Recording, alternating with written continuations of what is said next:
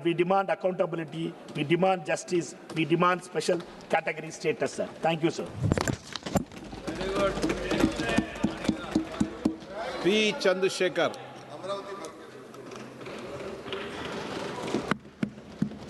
आपकी लोकसभा भी अमरावती है ना? ये लोकसभा अमरावती है. Sir, today I would like to speak in Telugu, sir, my native language, because this is a historic and an emotional moment for all of Andhra Pradesh, sir. సభాధ్యక్షులకు సహచర సభ్యులకు ఈ ప్రత్యక్ష కార్యక్రమాన్ని ఉత్కంఠంతో ఉద్విగ్నంతో వీక్షిస్తున్నటువంటి అశేష తెలుగు ప్రజానీకానికి మా అమరావతి ఆత్మ బంధువులకు నా హృదయపూర్వక నమస్కారాలు. ఆంధ్రుల కలల రాజధానిగా అమరావతికి చట్టబద్ధత కల్పిస్తూ అమరావతి ఆంధ్రప్రదేశ్కు ఏకైక రాజధాని అని ప్రస్తావిస్తూ దేశంలోనే మొట్టమొదటిసారిగా రాజధానిని నిర్మించే ఈ చారిత్రక ఘట్టంలో అమరావతి బిడ్డగా ఈ సభలో ప్రసంగించటం నాకు అదృష్టంగాను గౌరవంగాను భావిస్తున్నాను. ముందుగా తరతరాలుగా సాగు చేస్తున్న భూమిని రాజధాని నిర్మాణం కోసం త్యాగం చేసిన రైతన్నలకు వందలాది రోజుల దీక్షతో శాంతియుత ఉద్యమం చేసిన మహిళామ తల్లులకు హృదయపూర్వక కృతజ్ఞతలు తెలియజేస్తా ఉన్నాను. సార్, కృష్ణానది ఒడ్డున ఆంధ్రప్రదేశ్ నడిబొడ్డున ఉత్తర దక్షిణ ప్రాంతాలకు సమాన దూరంలో 3000 సంవత్సరాల నాగరికతకు నిదర్శనం ఈ అమరావతి. శాతవాహనుల సామ్రాజ్యానికి సాక్ష్యం ఈ అమరావతి. సంస్కృతి, శాంతి, విజ్ఞానానికి యుగయుగాల నిలయం ఈ అమరావతి. బౌద్ధ స్తూపాలు, శిల్పాలు, శాసనాలతో విరాజిల్లినటువంటి పవిత్ర భూమి ఈ అమరావతి. అలాంటి అద్భుతమైన ప్రాంతాన్ని ఒక్క రూపాయి ఖర్చు లేకుండా ప్రపంచంలో ఎక్కడా జరగని విధంగా ఎవరిని నొప్పించకుండా ఎవరిని కదిలించకుండా 60 రోజులలో 29,000 రైతుల స్వచ్ఛంద భాగస్వామ్యంతో 34,000 ఎకరాల భూమిని సేకరించి అమరావతి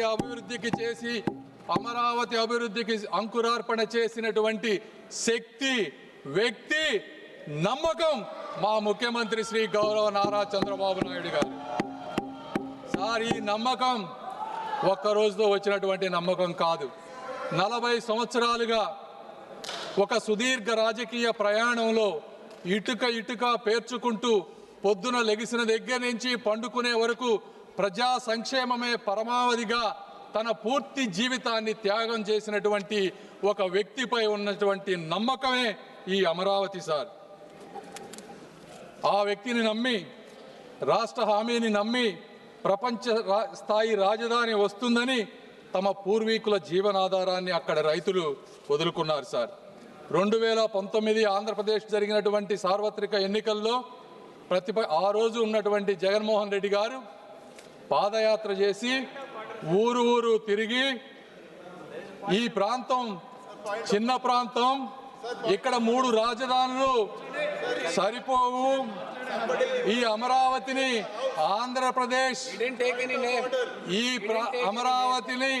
ఆంధ్రప్రదేశ్లో ఇంకా అద్భుతంగా ముందుకు తీసుకువెళ్తానని చెప్పి అధికారంలోకి వచ్చారు. సార్, అయితే అలాంటి మహాయజ్ఞాన్ని అధికారంలోకి వచ్చిన తరువాత అధికార వికేంద్రీకరణ పేరుతో 3 ముక్కల రాజధాని అనే పేరుతో ప్రజలను మభ్యపెట్టి 5 సంవత్సరాల అమూల్యమైనటువంటి కాలాన్ని ఆంధ్ర ప్రజల భవిష్యత్తుని కూడా వృధా చేశారు. సార్, 3 ప్రాంతాల మధ్య చిచ్చు పెట్టారు. సార్, నేను ఇక్కడ చాలా బాధతో కొన్ని విషయాలు చెప్పాలనుకుంటా ఉన్నాను. ఇది రాజకీయ విమర్శ కాదు సార్. 29,000 మంది రైతులకు జరిగినటువంటి అన్యాయం, అవమానం గురించి మాట్లాడాలి సార్. ఆ రైతులని పెయిడ్ ఆర్టిస్టులని పిలిచారు సార్. ఈ సభలో ప్రస్తావించలేని వ్యాఖ్యలతో మహిళలను ఇబ్బందులకు గురి చేశారు. వారిని చూసి నవ్వారు. అమరావతిని మర్చిపోమ్మన్నారు. 30-40 సంవత్సరాలు తన భూమిలో పంటలు పండించిన రైతులు వారి గ్రామాల్లో తిరగటానికి ఐడి కార్డులు చూపించమన్నారు. సార్, 144 సెక్షన్ అమలు చేసి వారి స్వేచ్ఛను అడ్డుకున్నారు. సార్ ఈ బాధ ఇక్కడితో ఆగలేదు. న్యాయస్థానం నుండి దేవస్థానం వరకు 45 రోజులు మహాపాదయాత్రలో రైతులను అమానుషమైనటువంటి హింసకు గురి చేశారు. మేకులతో ఉన్నటువంటి లాఠీలతో వారిని కొట్టారు సార్. గర్భిణీ మహిళలపై బూట్ల కాళ్లతో తన్నారు. ఆఖరికి మహిళా దినోత్సవం రోజున ఆలయానికి వెళ్ళినటువంటి మహిళలపై కూడా దాడి చేశారు సార్.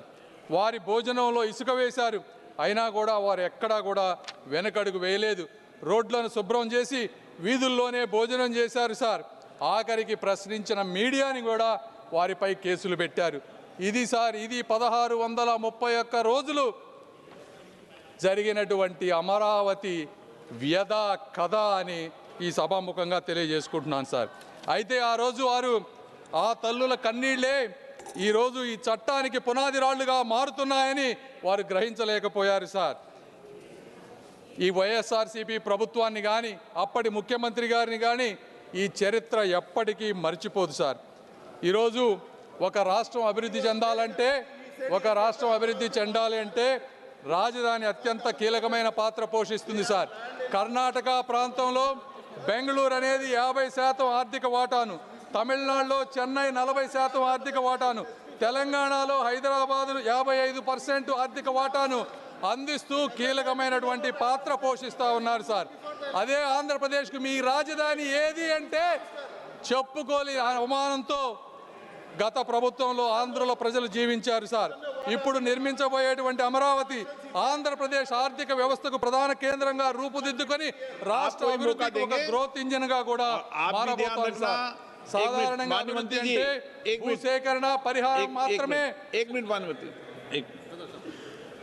आप भी ध्यान रखना जो सदन के सदस्य नहीं हो तो आप पूर्व के विषय को नाम मत लो और रख दो.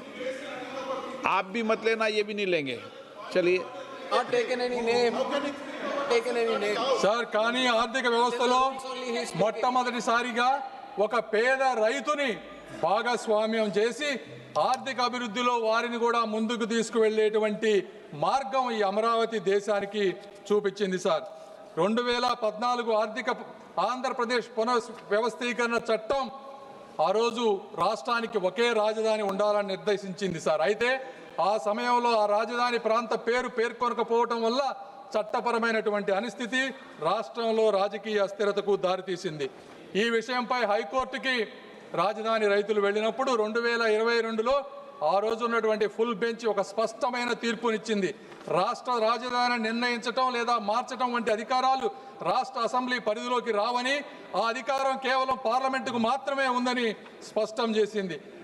దాని ఆధారంగా ఆంధ్రప్రదేశ్ కేబినెట్ ఆంధ్రప్రదేశ్ రాష్ట్ర రాజధాని అమరావతి అని ఏకంగా తీర్మానం చేసింది. అధ్యక్ష, పెట్టుబడి మరియు అభివృద్ధి అనేది ఒక కీలకమైన అంశంపై ఆధారపడి ఉంటాయి. సర్టనిటీ, స్టెబిలిటీ అనేది కావాలి. పెట్టుబడిదారులు గందరగోళంలో పెట్టుబడి పెట్టరు. బ్యాంకులు, అంతర్జాతీయ సంస్థలు రాజకీయ అస్థిరత్వానికి రుణాలు ఇవ్వవు సార్. ఈరోజు దాదాపు 56,000 కోట్ల రూపాయలతో 91 అత్యంత ముఖ్యమైన మౌలికమైన ప్రాజెక్టులు అమరావతి నిర్మాణంలో జరుగుతూ ఉన్నాయి సార్. హడ్కోలో 11,000 కోట్ల రూపాయల రుణం, ప్రపంచ బ్యాంకు, ఏడీబీ, కేంద్ర ప్రభుత్వం కలిపి 15,000 కోట్ల రూపాయల సహాయాన్ని ఈరోజు అందిస్తూ ఉన్నాయి సార్. అదేవిధంగా క్వాంటమ్ వ్యాలీతో చరిత్రకు అమరావతి స్వాగతం పలుకుతుంది సార్. ఇవన్నీ జరిగినప్పటికీ అందరి మనసులో ఒకే ఒక ప్రశ్న, అమరావతి శాశ్వత రాజధానిగా ఉంటుందా అనేది ఉండేది సార్. అయితే ఈ చట్ట సవరణతో ఆ అనిశ్చితి తగ్గి అభివృద్ధి వేగం జరగబోతా ఉంది. రాజధానులు అనేది ఎన్నికల కోసం కాదు సార్, తరతరాల కోసం నిర్మించబడతాయి. ప్రభుత్వాలు మారినా కూడా విధానాలు ఏకపక్షంగా మారకూడదు. ఈ విధంగా ప్రభుత్వాలు ముందుకు వెళ్ళినప్పుడు మాత్రమే ప్రజల పట్ల కానీ, పార్లమెంటు పట్ల కానీ, ప్రజాప్రతినిధుల పట్ల కానీ ఒక విశ్వాసం వస్తుంది.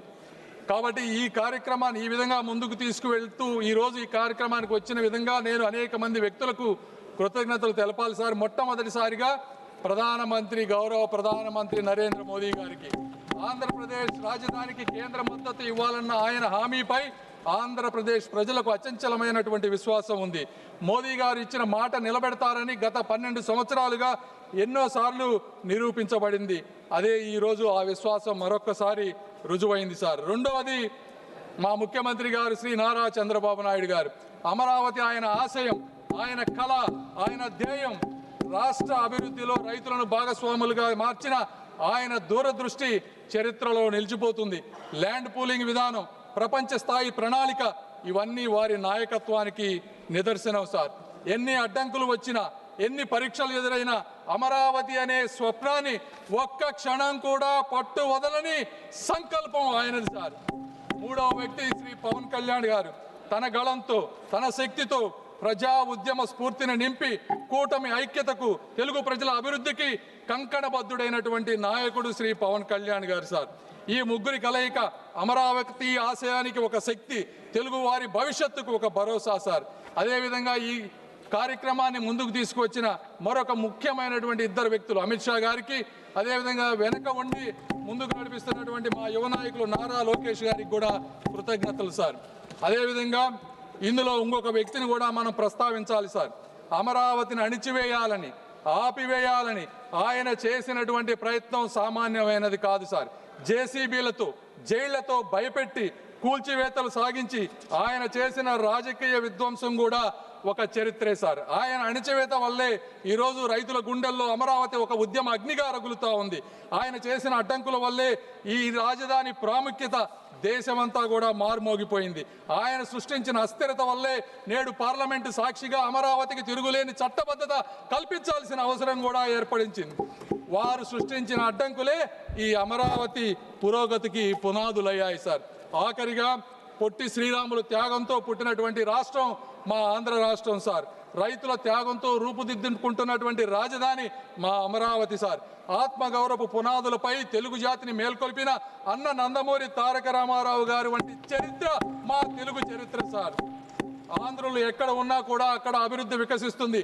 తమిళనాడు నుంచి విడిపోయి కర్నూలు వెళ్ళినప్పుడు ఆ రోజున హైదరాబాద్ని కామన్ క్యాపిటల్గా అందరం డెవలప్ చేసుకుంటామంటే అక్కడికి వెళ్ళి ఆ నగరాన్ని ప్రపంచ పటంలో నిలపడంలో తెలుగువారు ఒక ముఖ్యమైనటువంటి పాత్ర పోషించారు సార్. చెన్నైలో పరిశ్రమలకు బలం తెలుగువారు ఇచ్చారు. బెంగళూరు, పూణేల్లో సాంకేతిక విప్లవానికి తెలుగువారు ముద్ర వేశారు. ఆఖరికి అమెరికాలో కూడా అభివృద్ధికి తెలుగువారు తోడ్పడుతూ ఉన్నారు సార్.